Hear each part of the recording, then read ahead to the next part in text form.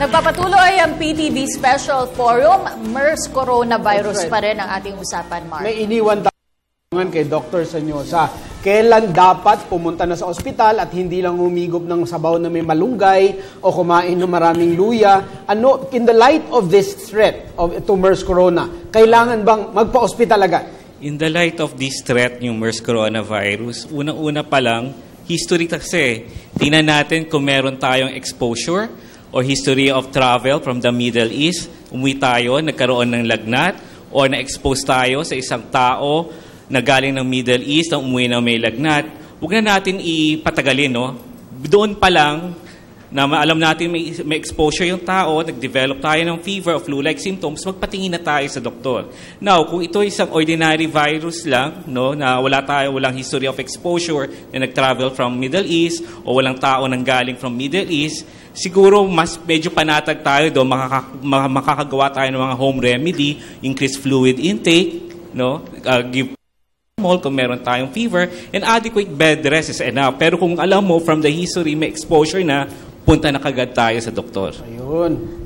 Iba't ibang ahensya ang involved para sa isyung ito. Ayon nga kay Dr. Lisuy, siyempre nangunguna dyan ang DOH, kasama ang DFA, ang OWA, ang immigration. So, pati PNP involved na rin. So, ano po, pati PCOO sa information dissemination. So, ano po yung delegation ng mga trabaho? Paki-explain po sa amin, Dr. Lisuy.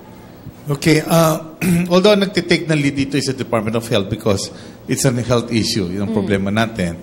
But halimbawa sa tracking na lang ng mga nakasakay sa aeroplano, the manifesto were provided to us by the concerned office, halimbawa, Bureau of Immigration, DFA, binigay po sa atin kung sino nakasakay.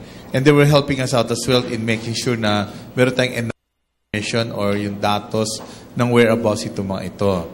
Now, sa pag-contact tracing, pag-imbita po para sa papa-laboratory test, may mga pasahero po dito na who resisted for testing, and that's where our PNP comes in to assist us with that. Kasi, ano po yun? Ni-require sila? Because of the Quarantine Act. May quarantine law, right? We need to invoke that because this is a public health threat. So, in-invoke yun, and we consulted some legal officers as well to make sure na wala kami nasasagasaan at tama naman yung prosesong ginagawa natin. POEA were involved, OWA were involved as well. Kung sa mga medyo hindi natin maayos yung kung sino itong mga to, magulong information, we track them down, baka OFW sila, kung ano yung mga information na pwede natin makuha sa kanila. So, in a way, the communication office as well was the PMS was involved also. So, tinutulungan po tayo ng lahat ng itong ahensyang ito. I may have forgotten some other agencies here. Pero kung no, it's a multi-agency with directive coming from the President because the President is hands-on with this one. Talaga tinututukan niya rin ito kung ano na yung nangyayari because gusto niya masigurado na after this, maayos pa rin po lahat. Ang information dissemination, malaki role ng TV. George, ang Telebisyon ng Bayan, PTV4, has always been involved in bringing news to the people at kahit na yung pinakadelikado. Meron bang pipigil sa ating mga reporter na hindi pumunta sa mga lugar dahil matakot na hawaan? Siguro sa pagkakataong to, wala. Kasi yung information ngayon napakalaga. Lalong-lalo na bago yung sakit na yan. Alam mo naman, every year parang nag-mutate itong mga respiratory illnesses na ito. So, maliban lamang kung ano ang sabihin ng DOH, pagdating mo dun sa lugar nila, kung kinakailangan mo bang magsuot ng ganito. Pero definitely, ang kinakailangan na siguro makapagpapigil sa mga journalist ng Telebisyon ng Bayan,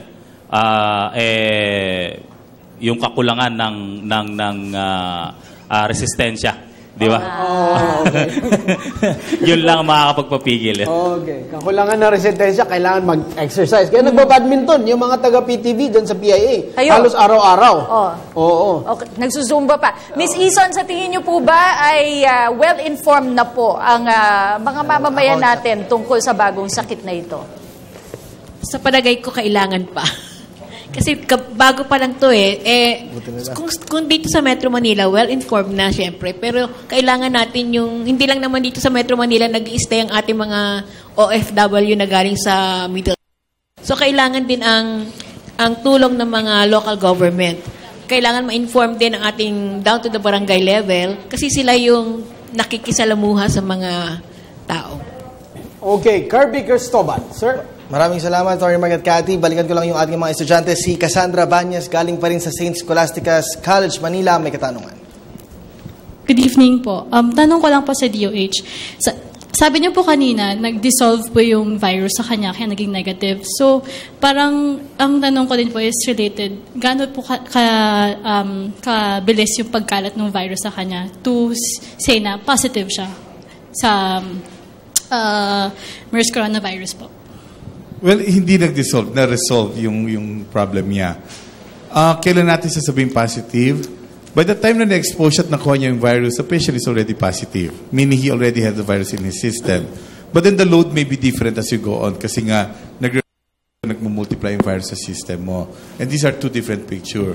But then, kailan na-detect? By the time na na-expose ka, nakuha mo yung virus, a day after, probably 2 days after, that's how sensitive the test is, nadedetect na kagad kung meron ka mikrobyo sa system mo. I have a follow-up, Dr. Lisue. Is it possible for a patient to have the virus but be asymptomatic? Wala po siyang ubo, walang sipon, walang lagnat. Pwede po ba yun? Yes, it can happen. This is what we had with our index case. So the nurse who came home is actually asymptomatic, meaning he's not manifesting anything. Probably, sabi nga nila, ang theory namin dito, baka fit, may isa pangangatawan, kasi he's also a nurse. Mm-hmm. He was exposed to a positive MERS coronavirus patient back there in UAE. Doon niya nakuha infection. So, maaring fit.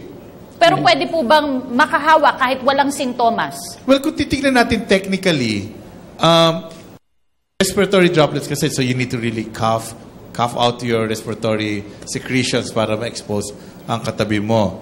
So kung hindi naman nangyayari yon, wala naman pag-upo talaga or even pagsinga na walang pamamaraan ng pagkahawa. But then tulad, kasi sabihin, ba't naman ginagawa sa aeroplano ngayon kung asymptomatic naman? Tulad na nabanggit natin kanina, well, pwede kasi umubo sa biyahe. Kahit hindi ka inuubo. Pwede ka nag-sneeze dahil sa haba ng biyahe mo din. So, these things may happen. You don't have to be sick talaga.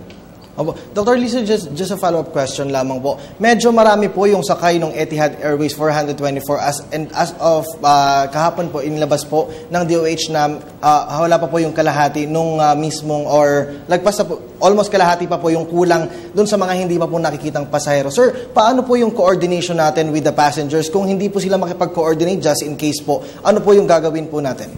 Well, sa ng passengers, what we've published today in our broadsheet is 174 passengers, meaning we still need to account on those people. And currently, the numbers are going down because back in the office, they're tracking on them. Ginagawa ang all means. Kumbaga we're not entertaining the idea that just a thought, even the thought of it na wala kami matatrack sa mga or hindi namin matatrack kahit isa o dalawa man lang doon. Ang aim talaga namin is for us to be able to track all of them. Mm-hmm. Okay. Dr. Sanyosa, makakatulong ba dahil ito yung virus na pumunta ako sa doktor at magpaturok ako ng flu shots, yung pinaka matitinding flu shots na para at least humina man lang yung MERS corona kung sakaling tamaan ako? Alam mo kasi pagbabakuna kamukha ng mga flu vaccine and pneumonia vaccine ay nakakatulog rin to boost our immune system para maging protect natin from hindi lang sa MERS coronavirus, from other viruses or bacteria. So pwede pumunta yung sa precautionary measure. Kasi it helps to boost our immune system rin. Okay.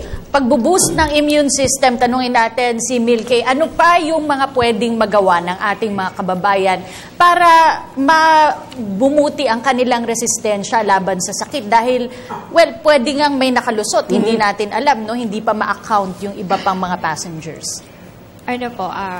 Tamang pagtulog, tamang pagkain, at tamang pag-ehersisyo na din. Tamang pagtulog. Yun yung mga basic na pwede natin masabi na magiging boost talaga yung immune system natin. Pati na rin yung mga supplements like vitamin C, ano pa po bang mga vitamins? Dr. Lisoy, pag merong mga ganitong sakit, ang laging naririnig ng ating mga kababayan yung RITM at yung mga specialty hospitals ng ating bansa. Ang dami po nating isla, 7,000 mahigit. Dumadami na rin po ba o may plano ba ang DOH na i-spread yung expertise sa ibang probinsya at i-empower yung mga doktor, yung mga ospital, dagdagan ng capability na para tumugon sa mga kasong ganito at para hindi na lahat sa RITM? Well, these things are happening. Talaga namang capacitated and ongoing kinakapacitate pa yung iba nating mga facilities. It's not limited to RITM. But because this is a new virus that we're looking at, sabi nga natin, nabanggit ko kanina, as far as yung kapasidad, yung kalidad ng RITM ay nandoon po, kung kaya doon natin muna pinadadala natin specimen. Although I just wanted to inform as well that we're not limiting it to RITM. Sa Visayas po, meron po tayong Vicente Soto Memorial Medical Center who's also doing the... That's good. So, pinadadala din natin. And why RITM? RITM is our national reference lab. So, nandun yung mga laboratories natin sa iba-ibang pathogens na may kakayahan naman mag-evaluate at mag-diagnose po. Okay, pathogens, asymptomatic, parang legal terms para sa iba. Pathogen, yun yung nakakakos ng sakit. Dr. Lisoy, kung nalusutan po tayo at meron pong mga lumabas na kaso sa bansa, ano po ang dapat nating gawin? Wag naman sana. But then we're going to do the same thing. We're going back to step 1. Track all of those people that has been exposed to this patient. So kung kung may lumitaw man ng isang positive ngayon, nakalusot sa biyahe, halimbawa dumating, asymptomatic, walang nararamdaman, after like within 14 days, lumitaw, and when tested positive, we have to go back to basic again, to step 1, from the time that he entered the country, sino yung mga na-expose, where are they, what's happening with them now? Wala po bang plano ang DOH, sir, na magpadala ng eksperto sa Middle East para mapag-aralan na itong virus na ito, kasama yung mga doktor sa Middle East, para handa tayong tumugon in case meron ngang mangyari dito?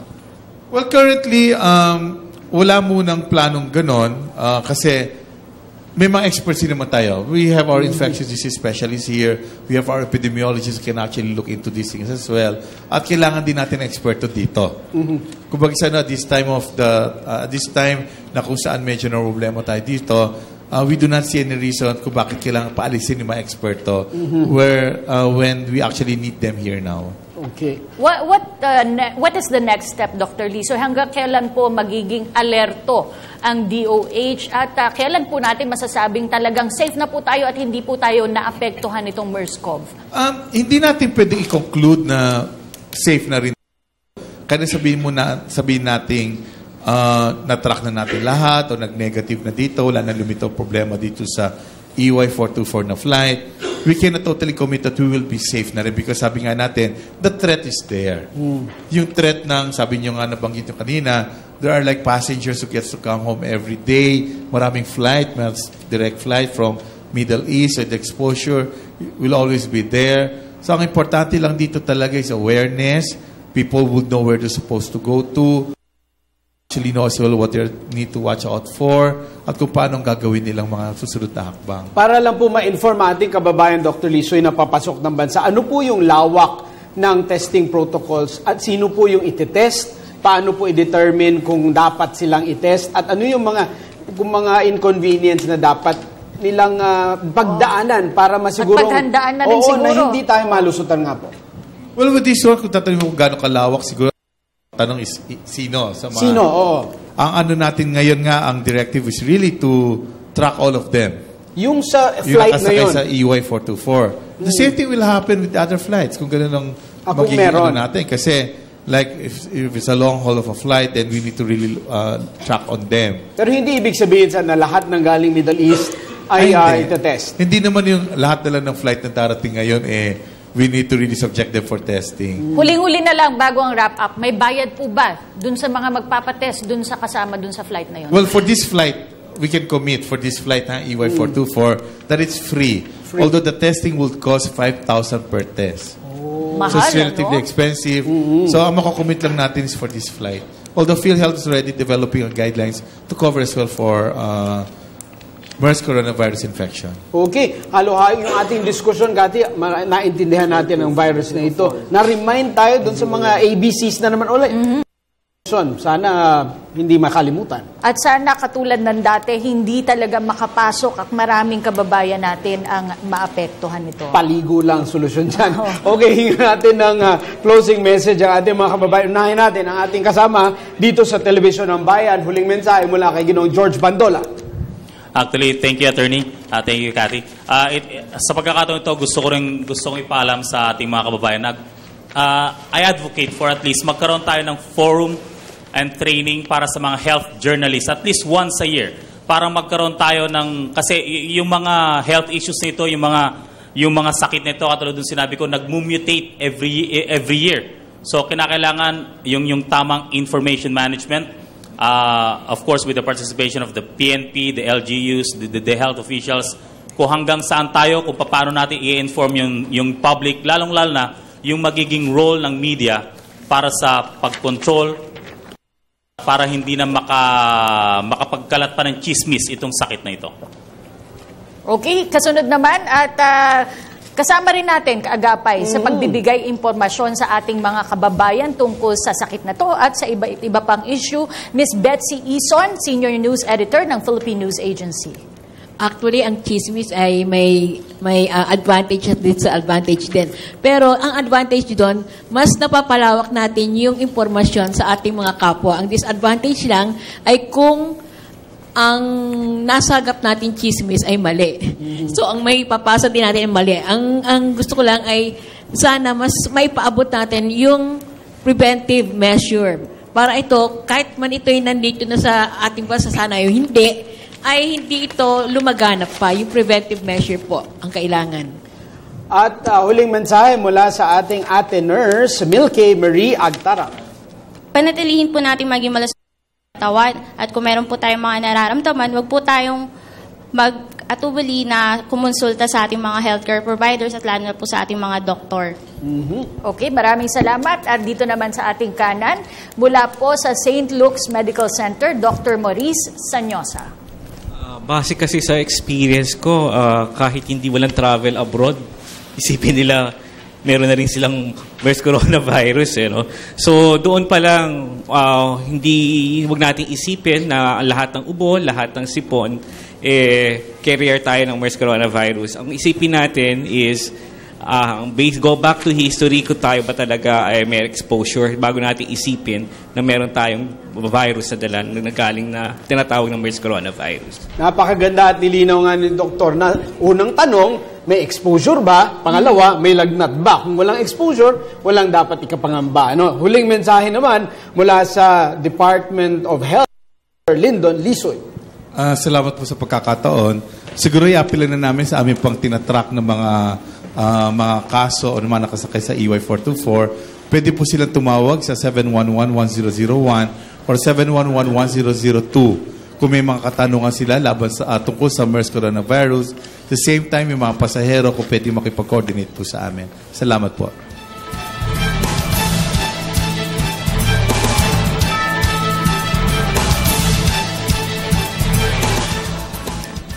Sinasabi pong ang pinaka-epektibong solusyon sa anumang sakit o anumang problemang pangkalusugan ay ang pag-iwas mismo dito. At ito ay magiging posible lamang sa pagkakaroon ng sapat na impormasyon at paghahanda ukol dito. At gaya nga po ng kasabihan, prevention is always better than cure. Ako po, si Cathy San Gabriel. Ang patuloy na pag-aksyon upang mapigilan ang pagkalat sa ng MERS coronavirus ay isang patunay na seryoso ang pamahalaang pangalagaan ang kalusugan ng sambayanan. Ngunit magiging matagumpay lamang po ito sa aksyon kung ang lahat po ng mamamayan ay makikiisa at makikipagtulungan. Ako po si Kirby Cristobal. Sa dami ng sakit at peligrong sumubok sa katatagan ng mamamayang Pilipino, masasabing lahat ng ito ay ating napagtagumpayan na lampasan. At para naman sa ating mga kababayang nasa Middle East, dalangin po namin ang inyong proteksyon at kaligtasan. Ako po si Attorney Mark Castrodes. Naway nakatulong po ang inyong 1.5 oras na pagsama sa aming talakayin ang mahalagang isyong ito. Ito po ang MERS Coronavirus, a PTV Special 4.